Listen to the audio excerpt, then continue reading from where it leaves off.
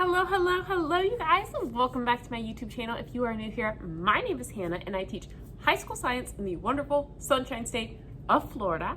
I'm currently going on to my third year of teaching high school, so basically, you might not have seen, but I've been posting videos like answering first year teacher questions part 1 and part 2, and then I posted a video. I have no idea what I ended up naming it, but basically it was where I walked you guys through my classroom and pointed out like the best things that I did for myself. Like you'll see some of them today in our best purchases. But basically I walked you guys through my classroom and was like, this was super helpful. This was the policy I used alongside of it. So if you haven't watched that already, go ahead and check it out. I'll link it down below.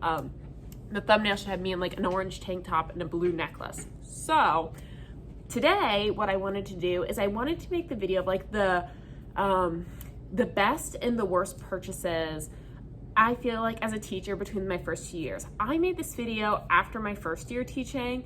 I think I called it what to buy and what not to buy your first year teaching. I will definitely share that down below. My opinions have changed a little bit, but I also think there's a lot to be said about sharing your opinions like while you're in your first year teaching versus someone who just finished their second year teaching. So I think both of these videos are gonna be valuable. There'll probably be some overlapping information, but not too much. But don't mind me if you see me looking down. I have my planner in front of me because I wrote down all my bests and worst because I didn't want to forget anything. And actually, I'll probably like cross these out as we go through so I don't overlap. Now, I guess that being said, let's hop right into it. So, best, worst. Sorry, you can see like my ring light and the reflection, but okay, why best and worst? Best, cheap, easy. Worst, $100. So this is the Happy Planner. I remember a bunch of teachers were talking about this when I first started my teacher YouTube, and this sounds so silly, I hated how the Happy Planner rings looked. Like I was just like, that's not cute. I wanted something bigger, the Erin Condren planner. And if you were to open these up, I'll probably put some videos in there, you would see the difference. The Happy Planner is super easy, lots of blank spaces, no extra pages, just really, really simple. This was $12 versus the Erin Condren planner, which is customizable, which is awesome. But when you flip through the Erin Condren planner, you will notice so many blank pages. And as a first year teacher, like I found I just did not use this planner in the way they wanted. Like, for example, this was like basically the way the Erin Condren planner is laid out. I think it's a lot better for someone who either teaches 6 preps, which in high school would be like unheard of, or an elementary teacher. But as a high school teacher, I teach 3 preps, and like I just didn't need all of this space. So I found days that I did fill it in and like wrote nicely. It was just, you know, it was literally me doing it after the fact. And in the end, this thing was $100 after shipping. Even though I like this one aesthetically more, it's thicker, it's bigger. I don't know. I'm from Texas, so everything's bigger in Texas. Maybe that's why I like this more. I don't know. But in reality, the only time I ever filled this out was after the fact. Like at the end of the week, I would fill it out. Like how dumb is that? Whereas this one, it's so small, so easy to throw in like any bag. I just love it. I ended up buying it during virtual teaching, and it was just like the best. I think for high school, the Happy Planner is far better. Like I said, if you have a lot of preps or are an elementary school teacher, maybe this is worth it. But $12, $100. Use all the time, use after the fact. So not even using it for planning. Like what a dingus. Now, gotta open my Happy Planner back up because that's what I'm using today. So those are easily a best and a worst. Now, the next best thing is my hanging file folder systems, which you can see right there. There we go. I have 2 of those. I'm like trying to get my finger on it. I have 2 of these. One is where I store all the work that we're doing that week. So like we do an assignment Monday, put it in the top folder. We do an assignment Tuesday, put it in the orange folder. Then kids can, if they lose it, they can go get their own. They were absent, they can go get another one. The other one I use, how I use the other one is I actually, I have it labeled based on periods. So I teach 7 periods, there's 7 folders, and I finish grading first block's work, I put it in the first block folder. I finish grading second block's work, I put it in the second block folder. And then this way, that's where all their graded work is. If they want to go find it, they can. If maybe Amy finishes her work early, she can pass them back, but it's easy, and it gets like the clutter off your teacher desk, which can be such a killer once the year starts. Okay, let me cross that off. Hanging file, check. Ooh, the next thing. Okay, this sounds silly, but it is, oh, and I want to show you guys the pretty ones. It is, ew, there's bugs on those. It's my clipboards. I love my clipboards. I use my Cricut to put stickers on them that say my name and my YouTube channel or my Instagram. It's Apples for Biologist. Follow me if you aren't already. But it's really nice to have plastic teacher clipboards, because what I like to do is if I ever have a sub coming, I'll do one clipboard with seating arrangements, one clipboard with attendance, and then one clipboard with another thing. It's also nice just for if you're doing like informal summative assessments. It's also really nice if you're doing informal assessments like walking around and recording data. But when the school year starts, I have one clipboard constantly sitting on my desk that has like a running to-do list. So kids will come to you, oh, Miss Healy, this grade and whatever was wrong. So then I can say, grab me my to-do list, and I'll write like check so-and-so's grade for whatever assignment. And then I have my whole to-do list. This way I'm not going through sticky notes like crazy, which I definitely did my first year. And then it's just so good to have so many. I also would highly recommend splurging and getting a set of plastic clipboards for your students, opposed to I don't even know what that other material would be called. And the reason I say that is those other ones, they can break easily. The kids can write on them in pencil, and you know, high schoolers, they'll write anything. So it's nice to get a material that's easy to clean. It can go outside and you know, it won't get broken. These are much harder to break. So take the splurge. I bought the regular ones 2 years ago, and I know I'm cycling them out this year. Okay, check. My own paper. Oh, 100%.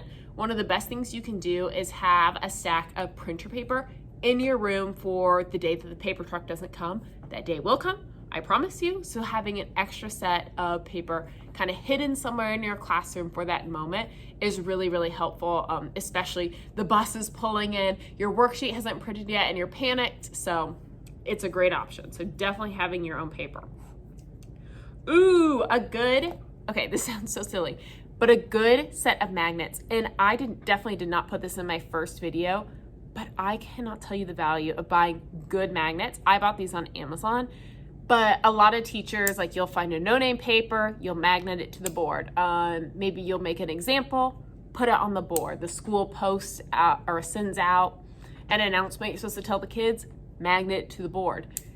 There are some magnets, like the silver ones that you can like clip a paper to. They are so weak that if you put even 2 pieces of paper in there, it's sliding all over the place. So get yourself some good magnets, 100%. There is nothing worse than putting a piece of paper on the board and watching it go all day long. Now, the next thing, it's gonna sound kind of silly, but buy decorations that you like. So if you're gonna go with a specific color scheme, or a theme, or whatever it is, buy decorations that make you happy. At the end of the day, you're the one sitting in this room for 7, 8, 10 hours, whatever it is, day in and day out. Like, you want to like your room.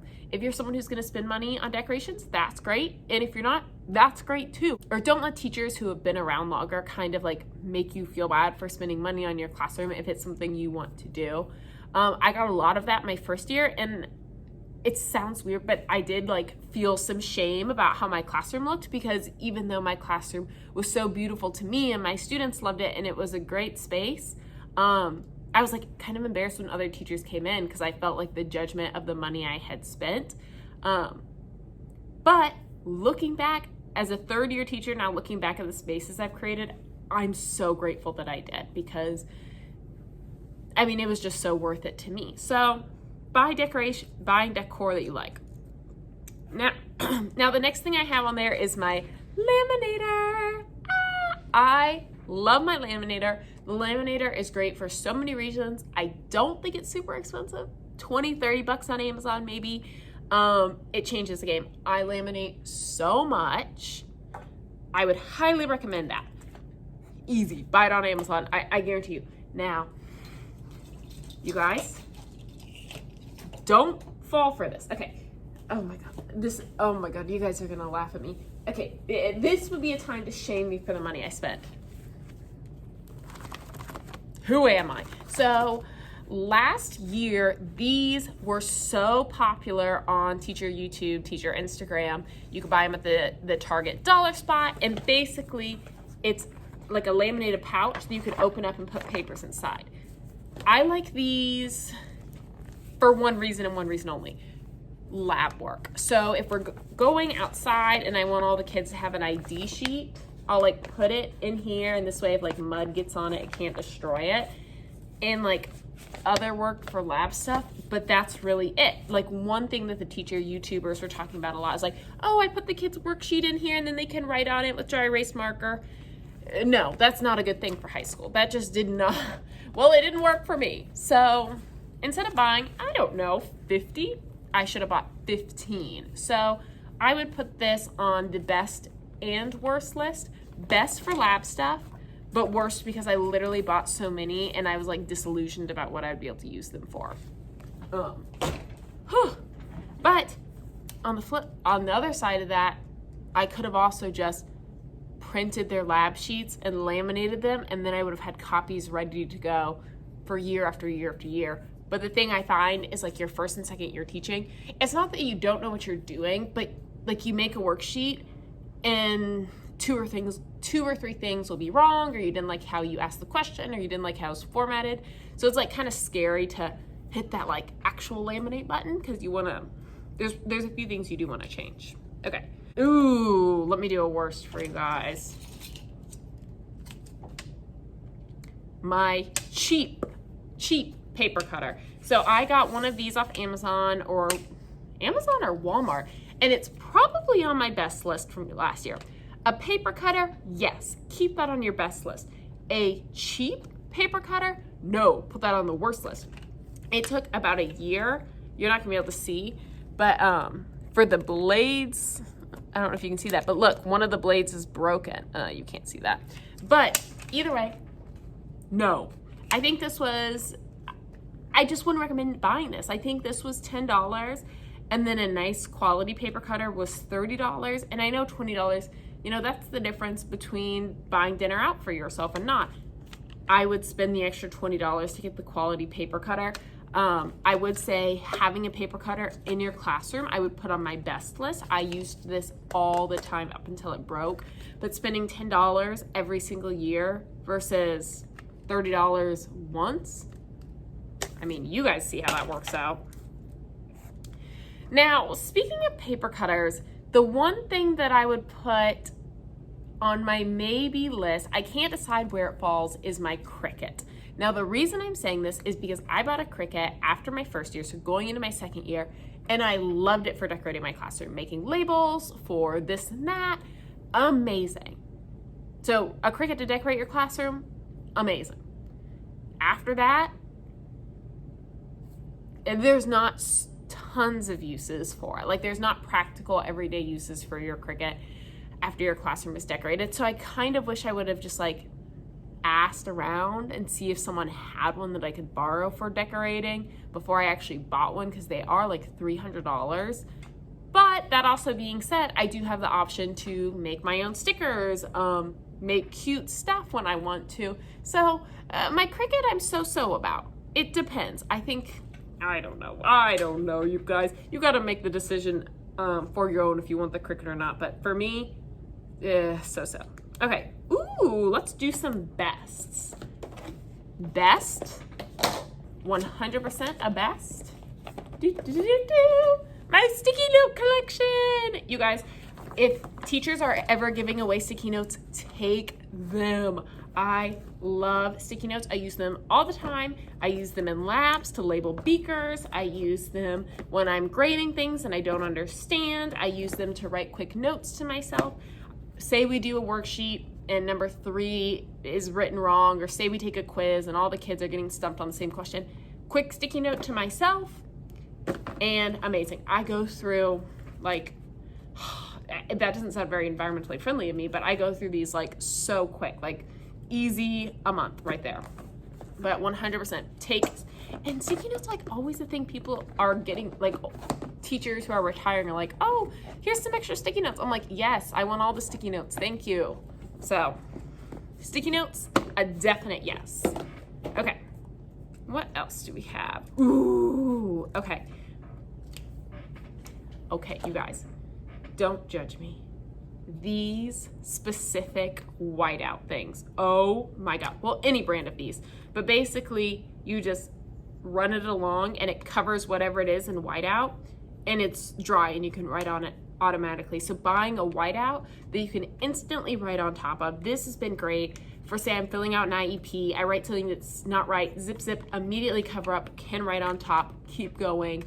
100% would recommend this. You can get a pack of like 10 or 15 and it's not very expensive. Love these, and my kids love these too, so I have to hide them. I'm so sad I dropped one and it may have broken when I was like walking over here to film this video. I was like so excited to show you guys. Ooh, yeah, I think I did break it. Oh, maybe I didn't. Ooh, okay. Ooh. The next thing that is a huge need for me is my wax melter. He is sitting, let's see if we can see him. No, we can't. Where did he? Oh, he's right there. Right, oh my God, I'm so blocking him. Right there. So I bought my wax melter at Walmart. You can buy them anywhere. You can buy them on Amazon, Target, Home Goods, wherever. I would highly recommend buying some sort of scent thing for your classroom. I used to have an oil diffuser. I still do, but my first year teaching, one of my students was allergic to oils, or so he said. I honestly, knowing this kid, if a kid says they're allergic to something, I listen. But knowing this kid, he's kind of sneaky. I kind of feel like he just hated how it smelled, and so he said he was allergic. But either way, I switched to a wax melter, and you can buy packs like these at Target. And this is sea salt, vanilla, Bermuda sands, and Georgia peach. Oh yes, I have it going right now. Let's see. Delicious. And probably one of these is good for like 3 days, full days teaching. But teaching high schoolers, especially teaching high schoolers in Florida, sometimes they stink really bad. So I always have this going like by my teacher area, because I don't want to smell them. And I know that sounds mean, but I love them, but I need these. So a wax melter or any type of like scent thing, but put it in your teacher space. The next best, a reusable cup. This is not the one I normally use during the school year. If you've been watching my channel for a while, you know I have a big sparkly pencil cup, and then I have a big sparkly cup that my school gave all of us. So one is water, one is coffee, and yes, every single day need them. This is like my summer one because it's just extra vacuum insulated, so it just keeps things extra cold. Very necessary for Florida. I also brought this on our road trip out west, so that's kind of why I'm carrying it around. But absolutely bring a reusable water bottle. I personally, this is just me personally, want to bring a water bottle, a tumbler, whatever it is, that is all of the water that I should be drinking while I'm in my classroom. I just don't like the water fountains at schools. The kids put their mouths on them. I don't trust it. So I just like to bring all my water from home or from wherever, and I would definitely bring that. It also kind of keeps you accountable, because if you pick this up at lunchtime and boom, still so heavy, you know you're slacking. Okay, let's see. Blah, blah, blah, blah. Reusable cups. Check. Ooh, this is a good one. Okay, teacher bag. So necessary. Every year I kind of adjust which teacher bag I use. I'll show you guys my teacher bag right now. Right now, it's this little Steve Madden backpack. I got it from TJ Maxx for 26 bucks. Really liked going with a teacher backpack instead of a teacher tote bag for every single day use, because this way when I'm walking to my classroom, I have hands free to carry all my tumblers, my coffee one, my water one, open my door with my key. So I've really liked having a teacher backpack. And obviously I want one that's cute because I want to be able to let it be like my purse for that time. Like I don't want it to be gross. And then I also, oh, this is amazing. My school got us these for Teacher Appreciation Week. It's just a really high quality tote. It's just a really high quality tote bag with thick straps. It's big, it has strong walls. You can clean out the inside. This is perfect for like, we're going outside or we're doing a messy lab or I'm bringing a lot of stuff to and from school. This has been amazing for stuff like that. So that is definitely a big thing. Invest in a teacher bag that's gonna work for you. The next thing I wrote on here is get comfy teacher shoes and a teacher jacket that fits every single outfit. That's 100% true. I would definitely invest in teacher shoes that you're comfortable walking in. So I'll do Converse, Vans, Nikes, comfortable sandals. But if a shoe isn't comfortable, you're not gonna wear it because you could potentially be on your feet for hours, like 8 hours, easy. So definitely do that. I put teacher jacket / sweater that fits every outfit. I use a jean jacket. It's obviously not here because it's at home because it's still summertime. But basically, I almost always keep that at school, or I have a gray sweater that I almost always keep on the back of the chair. And so this way, it gets cold, it gets hot, I can take it on and off, and I just leave it here, and it just matches any of my outfits. I think that's super essential.